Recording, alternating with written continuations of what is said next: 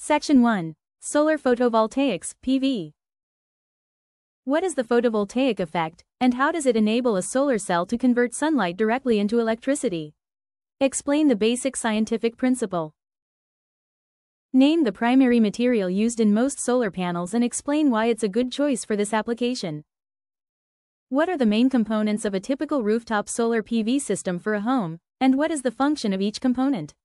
Think panels, inverter, mounting, etc. If a solar panel's efficiency is 20%, what does that number actually mean in terms of energy conversion?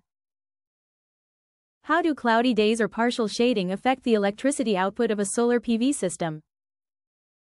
Explain the difference between grid-tied and off-grid solar PV systems.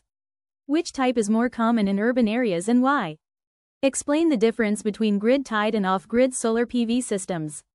Which type is more common in urban areas and why?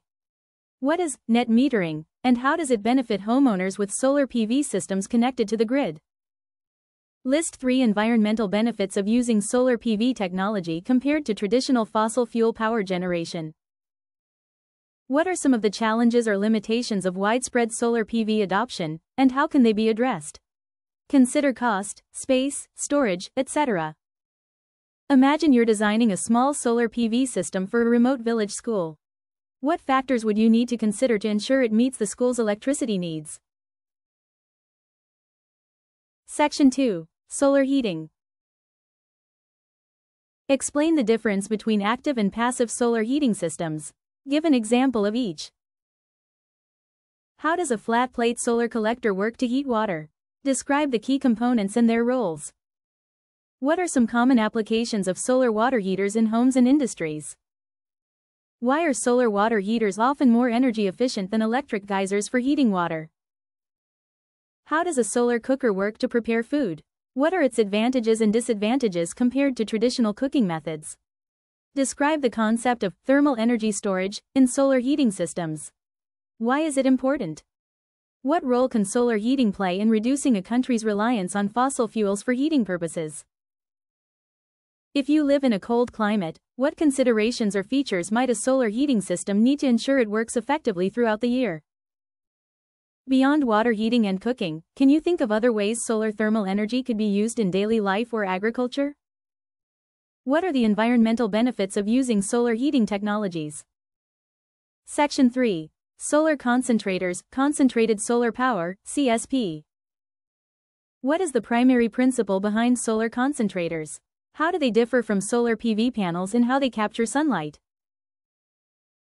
Name 2 common types of solar concentrators and briefly describe how each one focuses sunlight. Why do solar concentrators typically require a tracking system, and what does this system do? How is the concentrated solar energy typically converted into electricity in a CSP plant? Hint: think about how heat is used. What are the main advantages of CSP plants compared to solar PV farms, especially for large-scale power generation? Discuss some of the challenges associated with building and operating large-scale CSP plants. Why might a CSP plant be a better option than a solar PV plant in regions with abundant direct sunlight but limited land area? Can solar concentrators be used for applications other than electricity generation? If so, give an example. Explain the concept of thermal energy storage in CSP plants. How does it help in providing continuous power? Research and identify a prominent CSP project in India or globally. Briefly describe its type and capacity. Section 4. Policy. The Suryamitra Skill Development Program is a key initiative by the Indian government.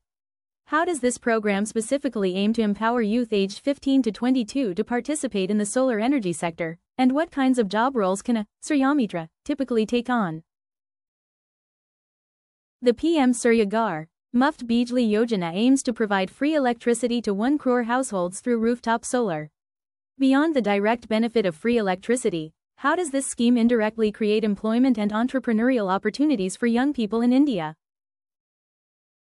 Why is it important for the Indian government to promote vocational training and skill development in solar energy for young people, rather than solely focusing on university degrees?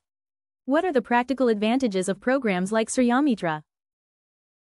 How can educational institutions, schools and colleges, in India contribute to the government's solar energy goals, beyond just installing solar panels on their own campuses? Think about curriculum, awareness, and community engagement. India has set ambitious targets for renewable energy.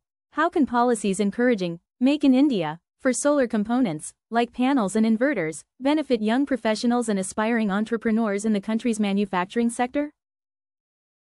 Imagine you are a policy advisor. What new policy or amendment would you propose to specifically encourage more young women aged 15 to 22 to pursue careers in the solar energy sector in India? Justify your proposal. Net metering is a common policy supporting rooftop solar. Explain how net metering works and how it incentivizes homeowners, which in turn can create more work for young solar technicians and installers. Net metering is a common policy supporting rooftop solar. Explain how net metering works and how it incentivizes homeowners, which in turn can create more work for young solar technicians and installers. The concept of model solar villages is part of some government schemes. How can young people living in or near these villages actively participate in or benefit from such initiatives? Considering India's energy needs and environmental goals, what role do you think young people, aged 15 to 22, should play in shaping future solar energy policies? How can their voices and ideas be incorporated into policy making?